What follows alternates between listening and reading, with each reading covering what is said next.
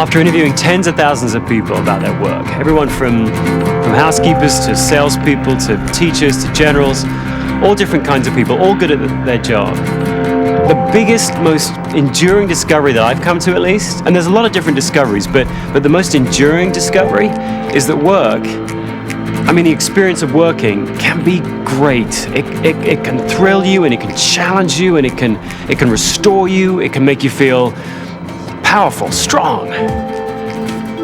Not every day, right? There's days when you come in and it's like everyone's just taken an I want to annoy Marcus pill, or days when you come in it's just boring. But there are other moments at work, aren't there? There are other moments where you get to feel like you're really using your strengths, where you get in that zone where the right decisions just come so easily to you. Or when you feel creative without really trying, and you just got one idea after another, where you feel challenged in just the way that you like to be challenged. Or moments when you dive into something and you get so involved in it, so focused on it, that when you're done with it, you're not tired. In fact, you're kind of fulfilled, and you almost wish that the activity that you were doing, your whole job was that activity. Moments like that, work can be great just because it can show you how great you can be.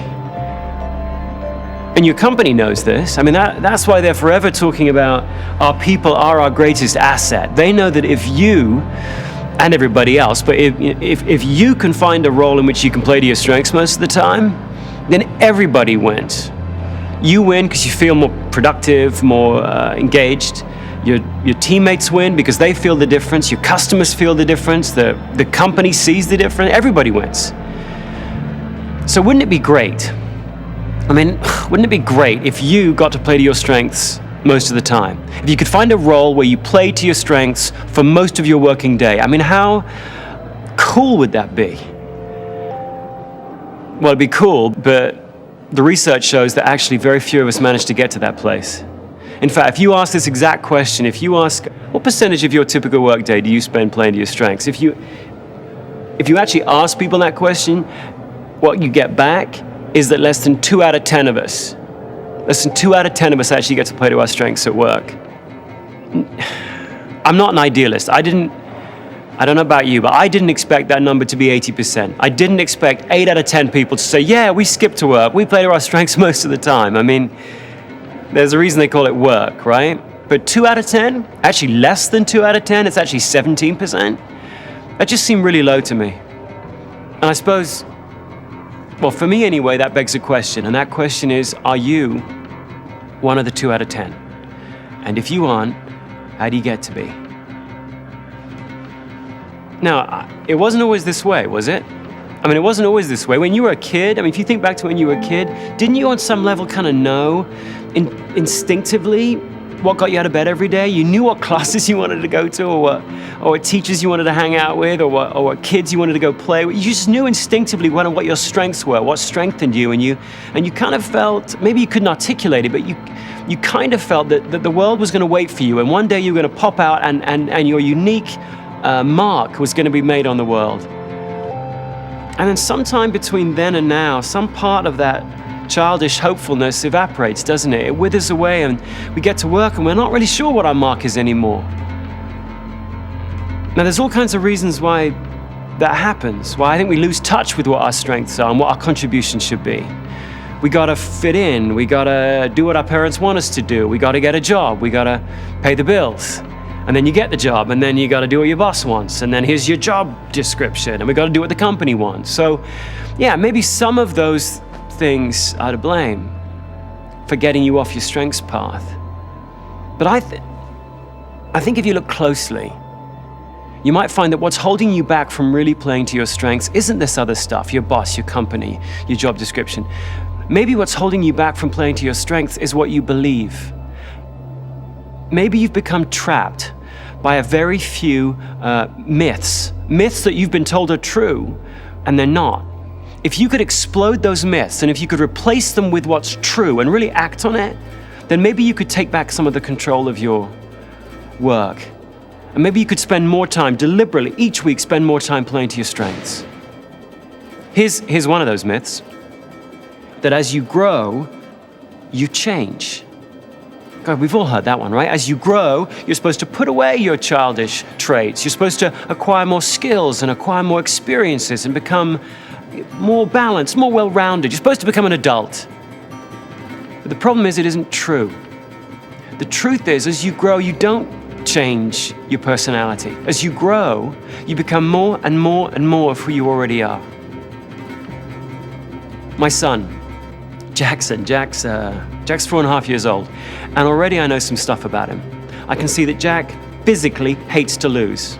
Not in a I prefer winning to losing kind of way that all kids have, but in a physical hatred of losing. If he sees his favorite football team on TV losing, he he can't stay in the room. He's got to run out. Or he's got to bury his head in the cushions and pretend that he can't see it, so that he can't see it. I mean, the kid just hates to lose. I've also seen, and this is odd, but because I don't have any of this, he has a craving for order. This is the kid that won't close the fridge door unless the ketchup has been turned so the label's facing out. Or who panics when we're on the plane and I lean forward to close the blind of the window that just might, partially belong to the seat in front of me. Oh, don't do that, Dad, that's his. Well, odd though that is, those personality traits in a 4.5-year-old, and kind of funny, the bottom line for Jack is they ain't going to change. He's going to have that same craving to win at 44 as he does at 4. And at 84, when he sees his grandkids with their playthings littered all over the playroom floor, his need for structure is still going to fire off. So the point of life for Jack isn't to replace that. The point is to channel it.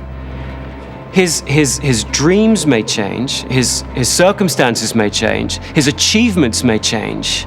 But the core of him, the strongest and most dominant parts of his personality, those are going to stay the same. Those are going to stay constant. And so will yours. And that's okay.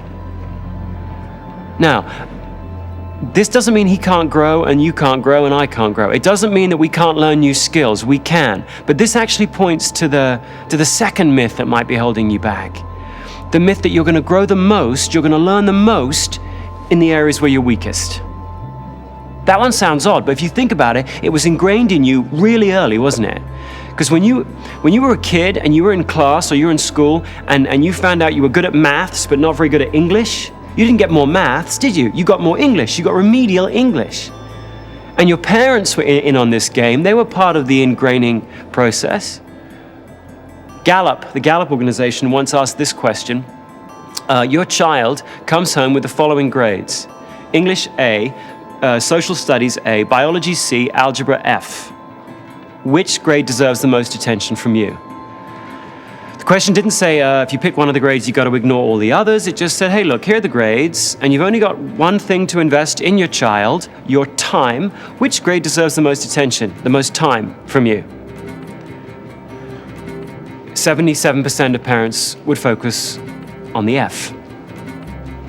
Now, the point here isn't that you should ignore the F any more than you should ignore your own weaknesses. You can't ignore weaknesses. The point is simply, and the truth, if you like, the truth that should replace the myth is that you're going to grow the most, you're going to develop the most in the areas where you already know the most. You grow the most in your areas of strength. In your areas of weakness, yeah, you can learn, but what learnings you gain are achieved with great effort and difficulty, and you don't get very much bang for your buck. I mean, me, growing up, I had a weakness for confrontation. I just wasn't very good at confronting people. I can remember, when I had to try and persuade my dad that I wanted to do something that he wouldn't let me do, I would prepare, I would think about the arguments I wanted to make or the examples that I'd pick. And I even actually rehearsed the actual words I would use. I would be totally prepared. But somehow, in the heat of the moment, in the heat of the confrontation, my brain would shut my mouth down. Just couldn't find the words. They'd get stuck in the guzzard or gizzard or whatever this part of the neck is. It's stuck right here. I'd choke every time.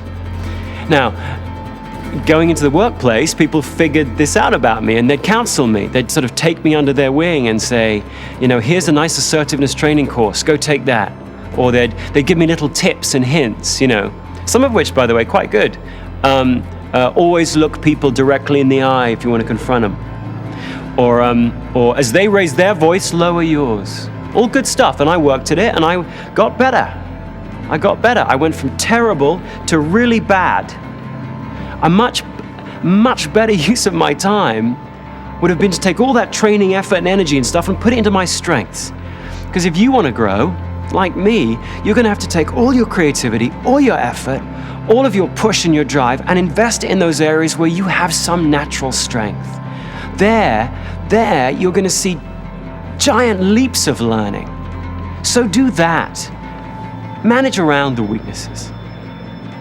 And I know, I mean, you hear that and you go, well, yeah, that'd be great. That'd be nice. Awesome. But I actually don't work alone, Marcus. I actually work in a team. I work in a place where people expect all kinds of different things of me. I can't selfishly just focus on my strengths. The team, the people I work with, they need more from me. The team needs me to chip in and do whatever it takes to help the team. Isn't that actually the responsible thing to do? Put your strengths second to the needs of the team? Well, in a word, no. No, that's actually the third myth that might be holding you back from living a life that plays to your strengths. The myth that what the team needs from you is to put aside your strengths and do whatever it takes to help the team win. The truth is that what the team needs from you is not to chip in. It needs you to find out what your strengths are and volunteer those most of the time. Because if you look at the best teams, they're not filled with perfectly well-rounded people. The team is well-rounded precisely because each of the players isn't. And I know, just like you do, conventional wisdom's been banging on for years about how the fact that you got to put yourself aside for the benefit of the team. I mean, conventional wisdom resides in cliches, doesn't it? Like there's no I in team. But as Michael Jordan once said, there is in win. I mean, if you want to be part of a really strong, powerful, rocking team, then you're not chipping in, are you? You're figuring out what your strengths are and you're volunteering that most of the time. And hopefully everybody else on the team is doing the same. So if you want to be part of a great team, do that a lot. Figure out what the best is that you've got to bring and then bring it often. Then you'll win. You know, if you want to become one of the 2 out of 10, then above everything else, try and remember this. When it comes to how you spend your time at work, you may have a lot more control than you think. I mean, sure, there's only 2 out of 10 people that get to play to their strengths most of the time, but maybe the only thing that's stopping you from joining them is what you believe. To become one of the 2 out of 10 is not about changing jobs or changing bosses or changing companies. It's about changing what you believe. If you can take those 3 myths that may well be holding you back and explode them and put in their place those 3 truths, I mean, really understand what those 3 truths are, that if you grow, as you grow, you don't become somebody else, you become more and more and more of who you already are, that you're going to grow and develop the most in your areas of greatest strength, and that what your team needs of you most of all is for you to bring those strengths deliberately. I mean, if you can really put those into practice, then you can start taking control of how you spend your time at work. And don't expect dramatic change right out of the gate, because I don't. I mean, you're going to come into work tomorrow, it's going to be the same people, and it's going to be the same company, and it's going to be the same needs, same expectations. But so what? Don't get discouraged. Start anyway. Start taking control of how you spend some of your time at work. Start putting some of your minutes around your strengths rather than around your weaknesses. Don't wait for that perfect job or that perfect company or that perfect boss, because these things may never come. Start today. Start figuring out how you can focus more of your minutes on your strengths this week than you did last week. Start taking control today. Change how some of those minutes are spent at work. Start playing to your strengths.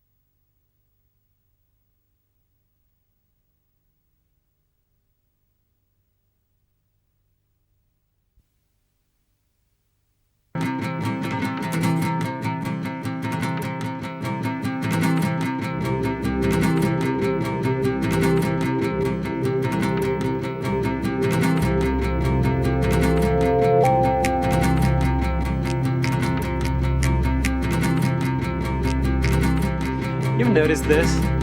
Isn't it funny how when you ask people to describe their weaknesses, they always manage to turn it around and make it sound like a strength?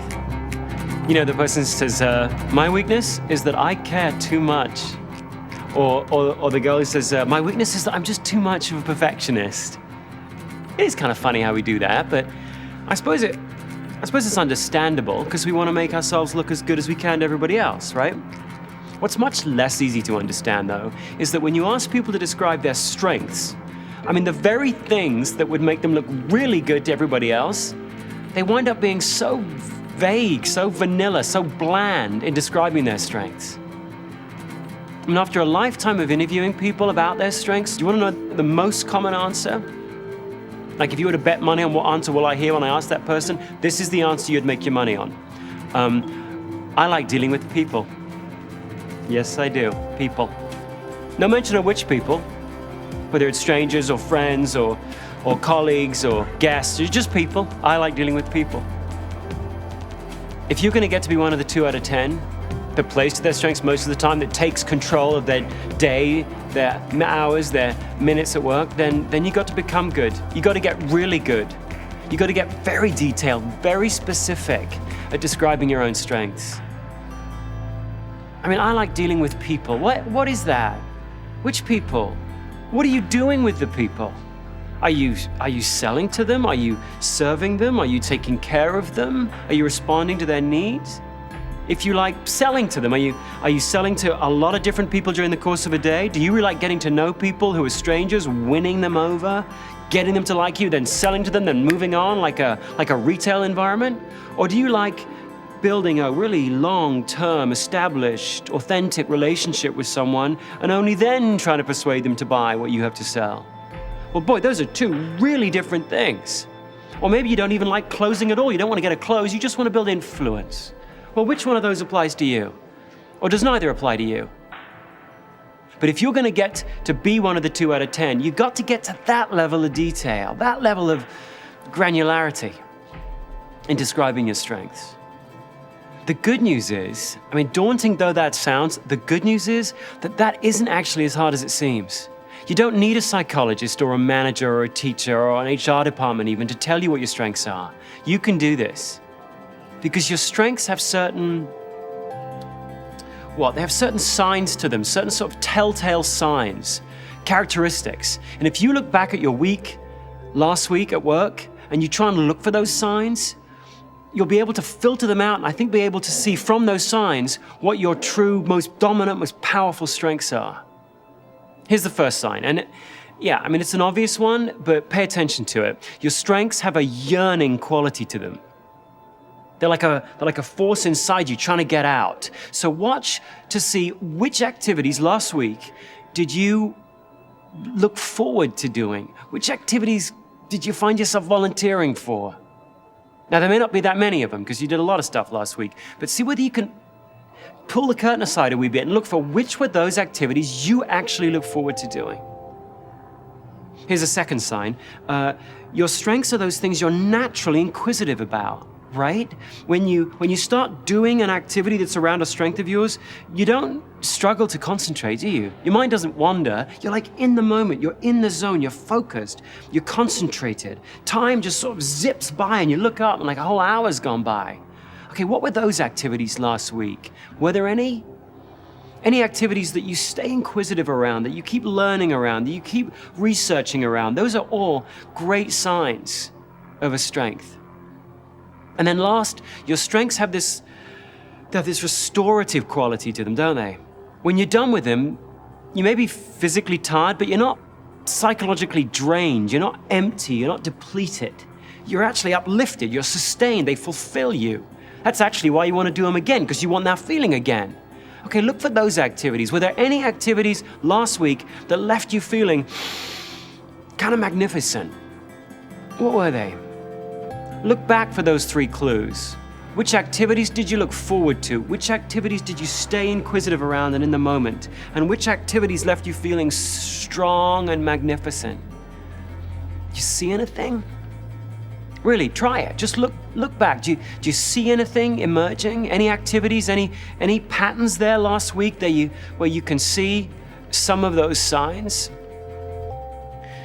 when I do that, three things come to mind for me. Three strengths sort of come to the fore. First, I interviewed a really good housekeeping supervisor. She's got 13 housekeepers she manages, and she's brilliant at it. I love doing that, interviewing anybody who's really good at their job about why they're good. Second, I gave a presentation when I'd prepared. I'm not good and I don't like giving presentations when I haven't. I need to know my stuff, get prepared. And if I've done that, then I kind of like giving a presentation.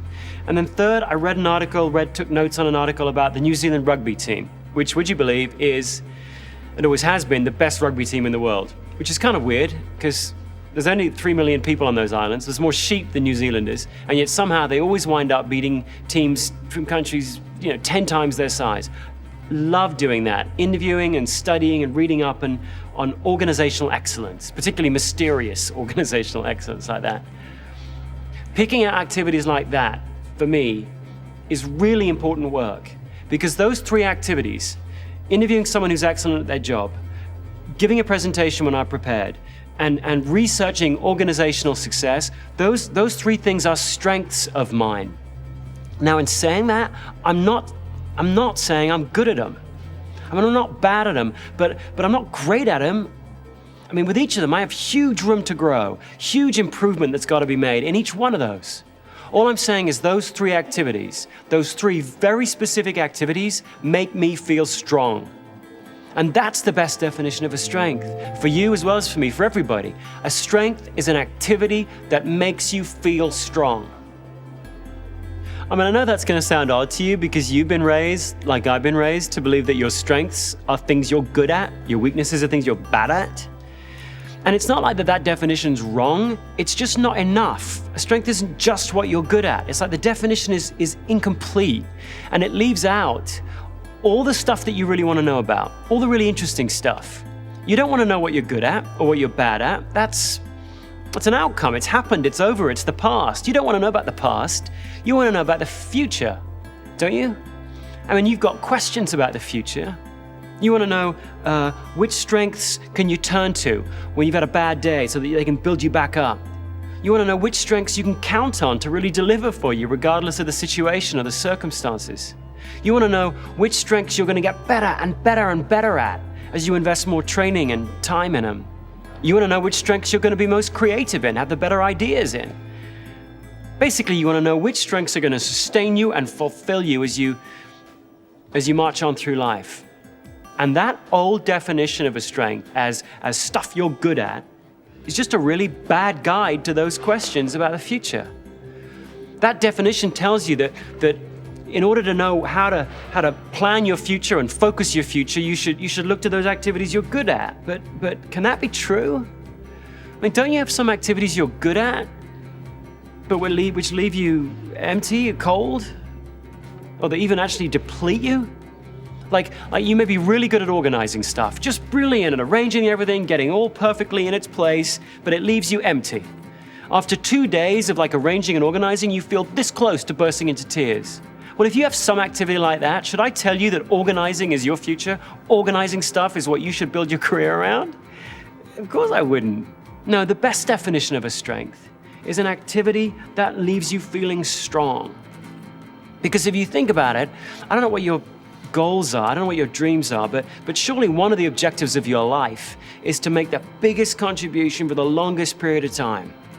Well, if you're going to do that, whatever field you've chosen, if you're going to do that, you've got to base that contribution on activities themselves that strengthen you. Whatever you're doing at 9 a.m. on a Tuesday morning or 2 p.m. on a Thursday afternoon, whatever that is has got to strengthen you. The activity itself has got to do that. I don't care how cool your company is that you've joined, or how sexy your job title is, or how noble your sense of mission is. If the activity itself doesn't strengthen you, you've got a problem. We're gonna see you burn out way before we see the best of you. Now you flip that around. If you deliberately try and install in your working week activities that strengthen you, all kinds of good things happen for you. You'll find that you'll bounce back more quickly. You'll be more resilient when things set you back. You'll find you'll be able to stay focused longer. You'll find you'll be more creative. you'll find you'll set higher goals. And of course, the really relevant thing, you'll wind up achieving those goals more often. Why? Get your head around this, because you will get good at things you practice. But you don't practice all activities uniformly, do you? You get drawn into some activities and repelled by others. And those you get drawn into, you practice more, and you practice more, and you get better and better at them. So you need to pay really close attention to your appetites, because your appetites, those activities you're drawn to that fulfill you, those appetites drive your abilities. You need to pay attention to how you feel while you're doing something, because how you feel while you're doing something will determine how good you get at that thing. And what about those activities that you're drawn to, but you just don't seem to get any better at? We've all got those, don't we? Activities that you have a lot of appetite for and seemingly no ability. Well, we have a word for those activities, don't we? We have a word for all appetite, no ability kind of activities. We call them hobbies. And they stay hobbies because no one's paying us to do them. I mean, I can have the luxury of still going around and hacking away with my golf swing, or the luxury of messing with my forehand, or singing gloriously in the shower, and I don't have to worry that I have really no ability for them because no one's paying me to do them. But it's amazing how quickly, when we go back into the real world, back into the world of work and wages and accountability and performance, it's amazing how quickly we dismiss that as a luxury. It's amazing how back in the real world, very few people maintain a strong appetite for an activity that they manifestly have no ability for. But you know the really brilliant news about defining a strength as an activity that makes you feel strong? Is that the person who's best qualified to identify your strengths, really the only person qualified to identify your strengths, is you. With the old definition, an activity you're good at, well, really the least qualified person to identify your strengths is you. Because you'd either be too hard on yourself or too generous with yourself, depending on how fragile your ego was. So